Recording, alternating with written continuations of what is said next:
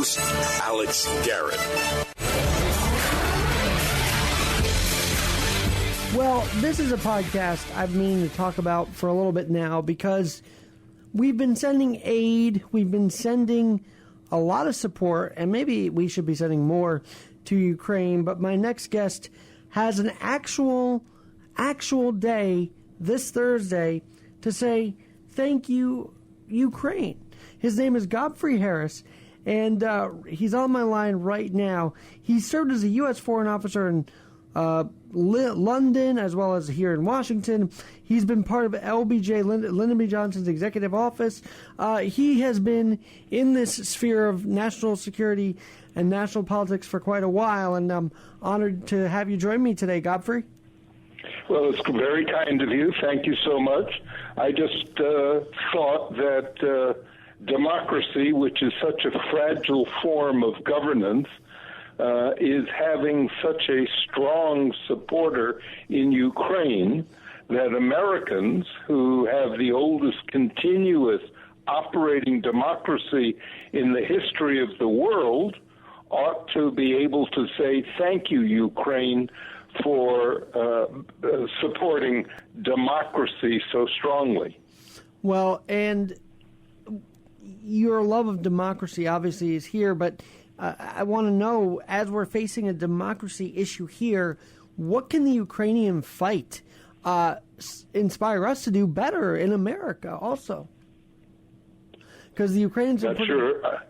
Because the Ukrainians... Go ahead, ask the question again. Sure. So the Ukrainians are putting up quite a fight to preserve their democracy, and here in America there's a feeling that democracy is kind of fading away. So is there some inspiration we could take from over there to reinstill a sense of democracy here, I guess is my question. I'm not sure. I think each country has to understand the alternatives, and that's not something that I think Americans have faced. Certainly haven't faced it in 70 years. The elements that were so important to the founding of democratic attitudes in this country have faded. One example would be that the military draft, which was an institution in this country until it was ended for political reasons by Richard Nixon, and the sense of loss of the military duty, what it means, what it conveys to individuals, I think is one of the elements that we've lost. The Army, Navy, and Air Force became a great civilizing factor in American life, and we've lost that. We tried to replace it with McDonald's as another institution that would take young kids and say, you got to wash your hands, you got to have clean fingernails, you got to learn how to smile and be polite and listen and speak to the customers. All the elements that go into a democracy have faded. So Americans have to find that. The Ukrainians are learning that the alternative to the democracy they have, as corrupt as their government has historically been, it still seems to them a stronger alternative than coming under the Russian umbrella. Absolutely. All right. You say you want to do Thank You Ukraine Thursday. So let me ask you, have we done enough to say thank you and we're there for you? Thank you for fighting against Russia. I feel like they want more than a thank you, though. They want us to help them more, do they not? They do, and I think one of the things that would put some backbone into the Biden administration to do things that are important for the West to show the West and to show Ukraine would come from support from the people. At the moment, all we get on the news, all we get out of Washington is what can we do to ameliorate the price of gasoline? Like we are suffering in some way equal to some of the suffering that we see on television experienced by the Ukrainians. So I have suggested a petrol pause on Thursday, March 31st. It's a day when I hope all Americans will forego getting gasoline for their cars if they're driving a gasoline-powered vehicle, not for their commercial activities, but just for their personal cars. Fill up the day before. If you forget, if you don't have time, then do with what you have in the tank on Thursday. Why a petrol pause on March 31st? It would be a signal to the Biden administration, because the statistics would be so clear, that the American people want to see more support for Ukraine than America is giving. It's not enough to give money. It's not enough to pour in certain weapons. It's much more to facilitate what the Ukrainians have asked for. 30 days plus for the Pentagon to decide how to transfer the MiG-31s the United States controls, or the MiGs that the Polish government has offered, is unconscionable. It means the U.S. doesn't really want to transfer those weapons. Why? They're afraid of Mr. Putin's reaction. And I'm saying that the United States needs to lead rather than react in this current situation. Okay, why a petrol pause? Because as I see it, the only people to benefit from the current war in Ukraine are the petroleum producers. After this war ends, and inevitably it will end, it won't be the Russians. They will have an economy to repair. It won't be the Ukrainians. They will have a country to repair. Well, and it won't be the United States, because it will have a huge amount of munitions we've transferred to replace. The only entity that I see that will benefit greatly from this war are the petroleum producers. Why? Because on February 23rd, the day before the war started, the cost of producing a barrel of oil is exactly the same as it is on the 29th of March. It hasn't altered a penny, yet the price per barrel, or the price per gasoline, has zoomed.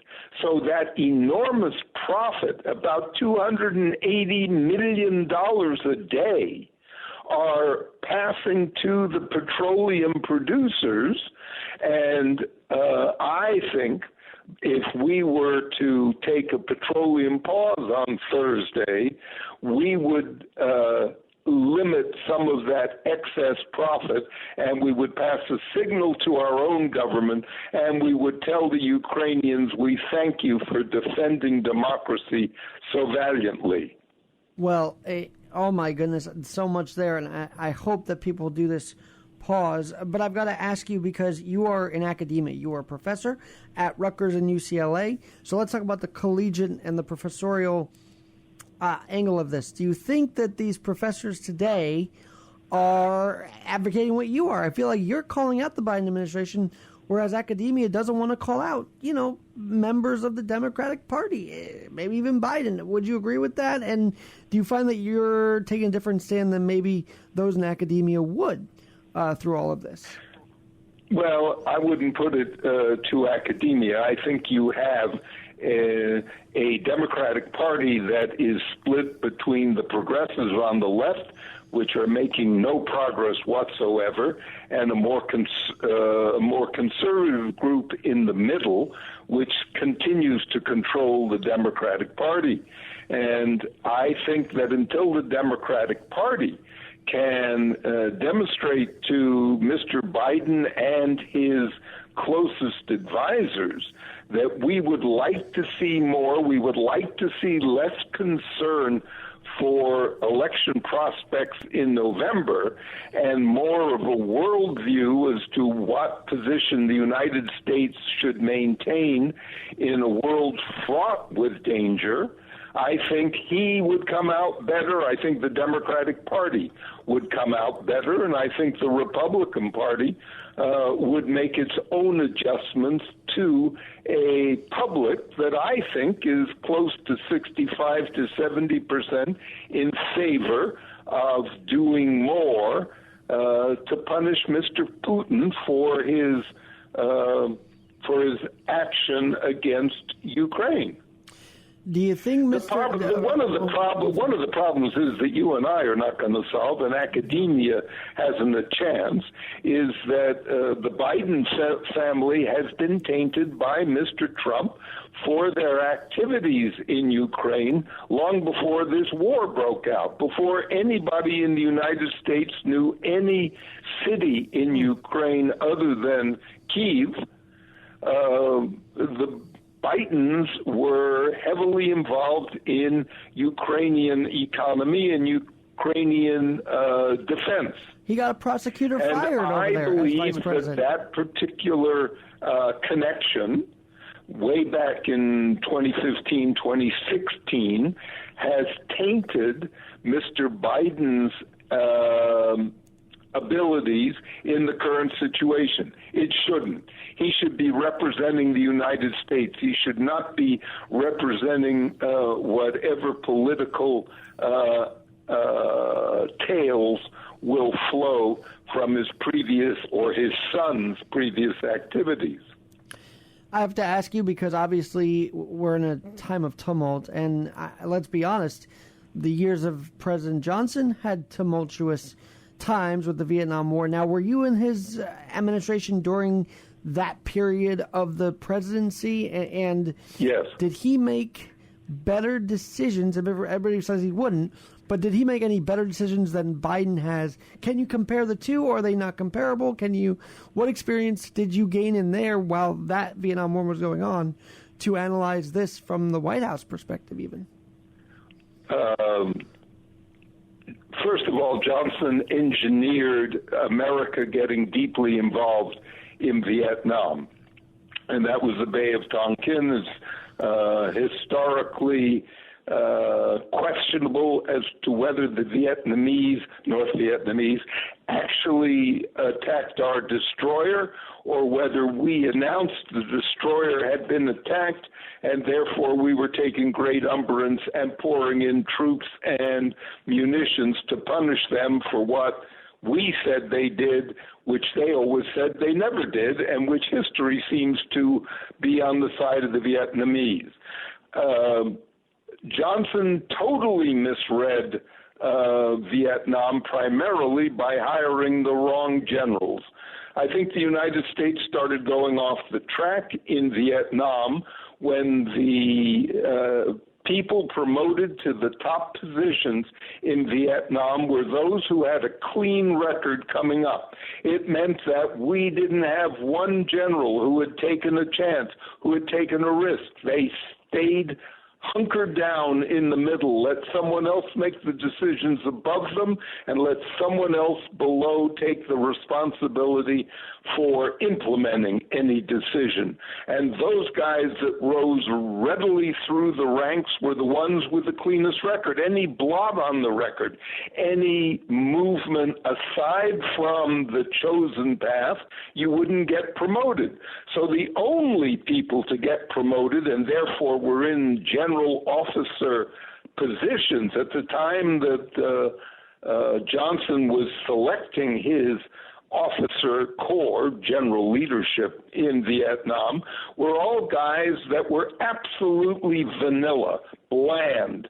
We didn't have an Eisenhower, a McCarthy, a Patton in the entire lot that ran the military in 1975. We still suffer from the same difficult position. Guys whose only interest coming from West Point is to keep their records clean, not to take any chances, nothing to upset the record that will get them promoted to generalship. If you look at the hearings of Justice or Judge Jackson, soon to be Justice Jackson, you see the same thing.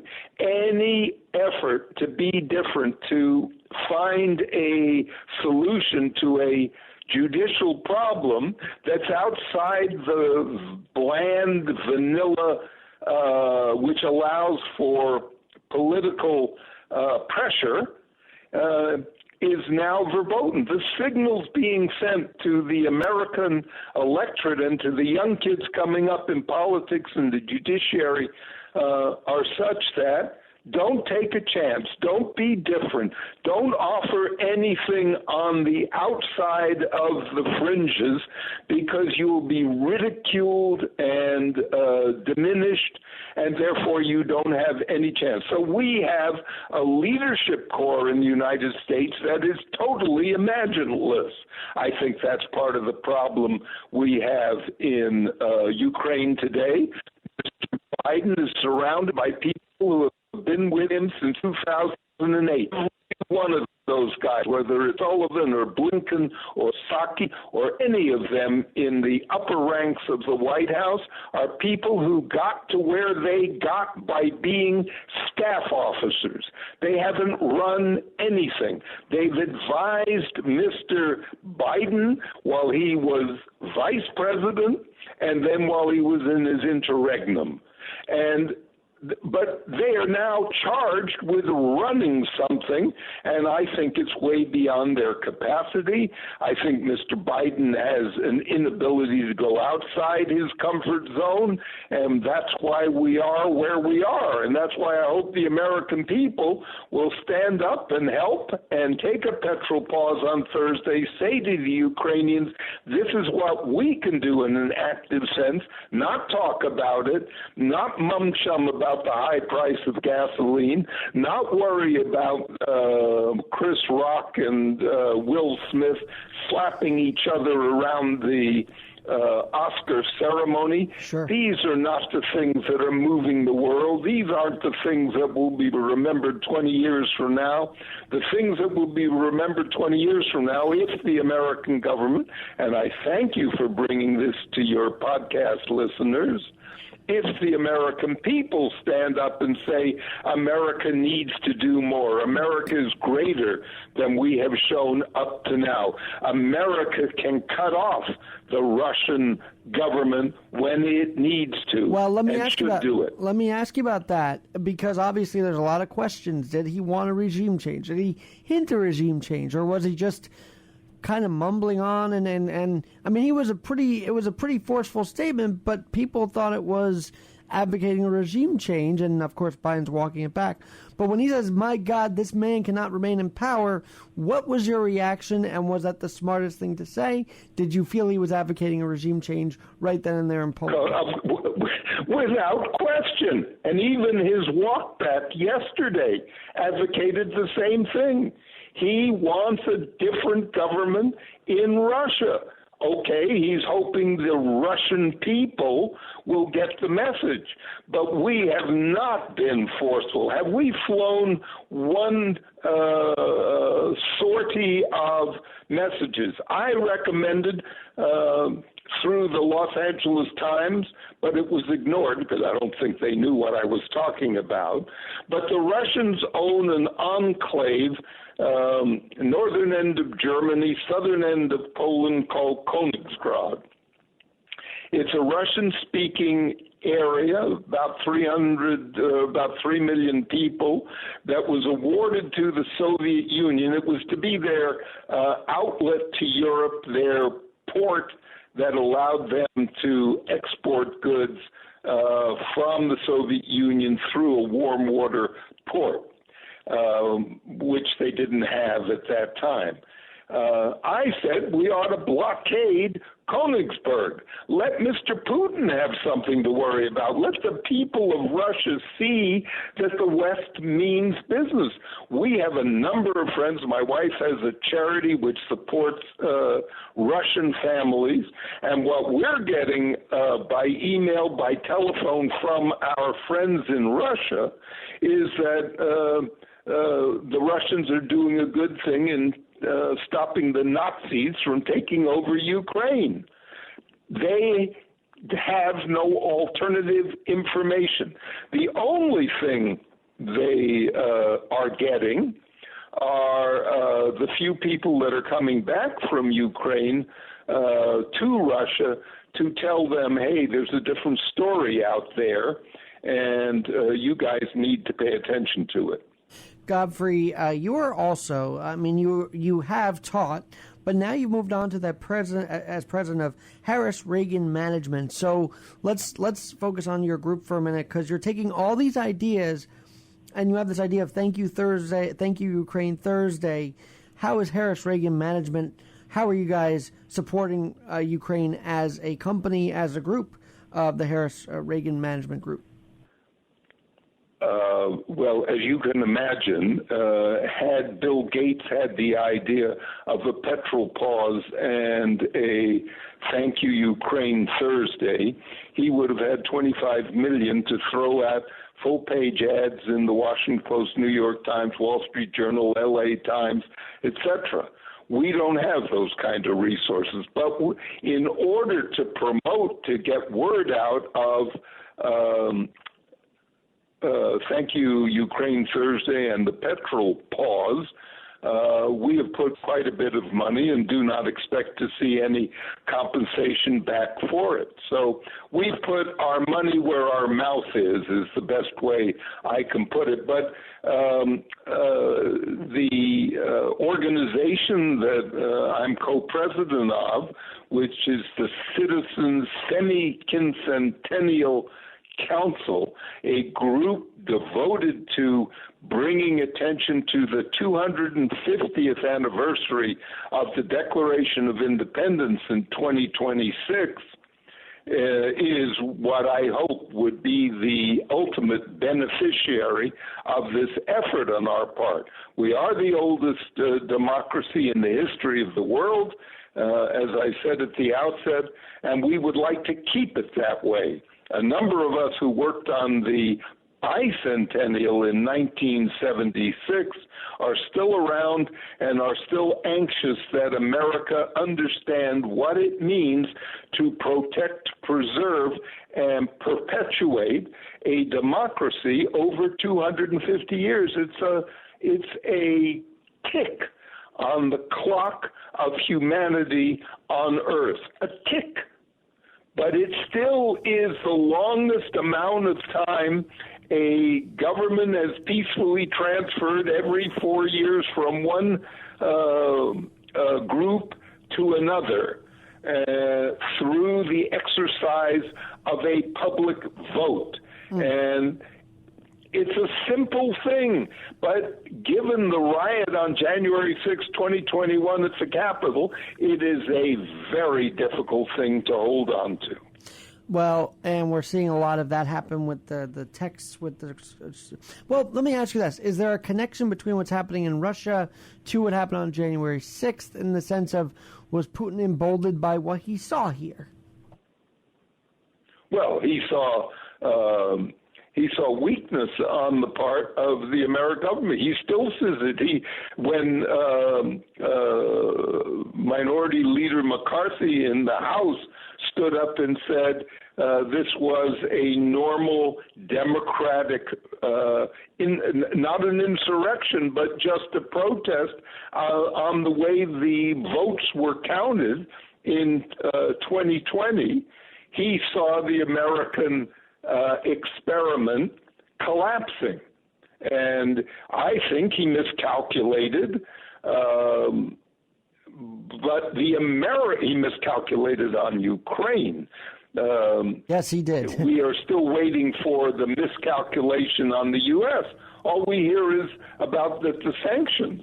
Well, we've had sanctions for a month, and we haven't seen the collapse of the Russians. We still see half of Europe still buying gas and oil. We hear about a transfer of liquid natural gas from the United States to Europe. We never get dates. We never get statements from. We have the worst press in the world now. Our press is totally dependent on government press releases, on news conferences.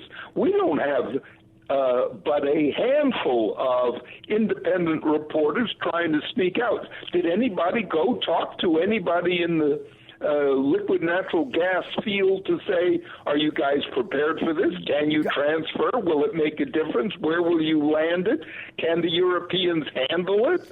We didn't get any of that. Godfrey, I'm so glad. Godfrey, I'm so glad you're talking like this, because I tell you what, on this podcast, I feel like I brought the most fiery defender of Ukraine on this podcast. I feel like you are the most fiery defender of Ukraine and fiery advocate that we should do something. No one else is talking like this, Godfrey. So thank you for bringing that to my podcast. I appreciate the time you've given me. I appreciate the patience of your audience to have listened to this, and I hope those who listen and hear will tell their friends, their relatives, and their contacts, please don't buy any gasoline on Thursday, March 31st. Put it Your off. wallet will thank you, by the way. Good. Well, no, Okay, yeah, one more question, though, because I noticed you wrote 76 books. So I've got to ask, is the 76 in synergy with 1776? I feel like there's a connection there, especially because you're on the bicentennial and now you're on the 250th anniversary. There's got to be a synergy. No, absolutely none. I've got another book that I very much want to finish. It's about halfway done. I wrote a book a few years ago which tried to bring conservation concepts to younger adults. It was called Credit the Crocodile. And the sequel to Credit the Crocodile is about a gray parrot who attacks the UN agency that is doing so much to counter sound conservation policies in Africa. And I want to finish that book, so it would be the 77th. And I have another book coming out on called More West Side Stories. That'll be out in March. It's about West Los Angeles, so it will have very limited interest beyond the locale here. Godfrey, while I have you, I want to ask you this, because a lot of people are comparing this time to 1968 and the whole protests outside the conventions, and I've got to say, there was so much fire then. Where are the protests now? I mean, yes, we're seeing localized, but I mean, there's not that national movement in support of Ukraine like we saw a movement to get out of Vietnam, and maybe you can weigh in on that moment. Are we sort of in that 1968 mode or not at all? Not at all. We've changed. Remember, 1968 was motivated heavily by the draft because young people will be pulled out of school having their plans disrupted and put into the Army, and the Army sent them to Vietnam, and their lives were in danger. And now we have an all-volunteer Army. So we don't have the impetus that we had in 1968, and we don't have any skin in the game in Ukraine. The only thing we have is saying, don't touch NATO. Oh, well, Ukraine isn't in NATO. So the poor American public is really not certain why we are not doing more to protect Ukrainian citizens from the bombardments they're experiencing at the hands of the Russian army.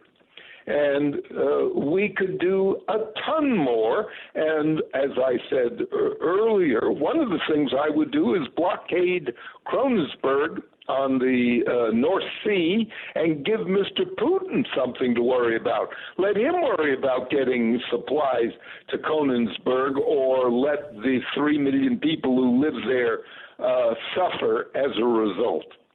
But there are a lot of subjects that need discussing. Absolutely. That's why I want to have you back. And by the way, keep me posted on the 250th anniversary planning. I'd love to get you on to discuss as we go along.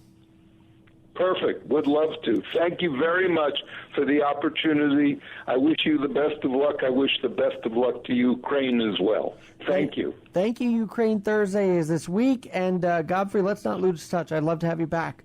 I'm Alex Garrett, where we're always adapting and always trying to just bring some great voices and great analysis on, and Godfrey Harris, no exception.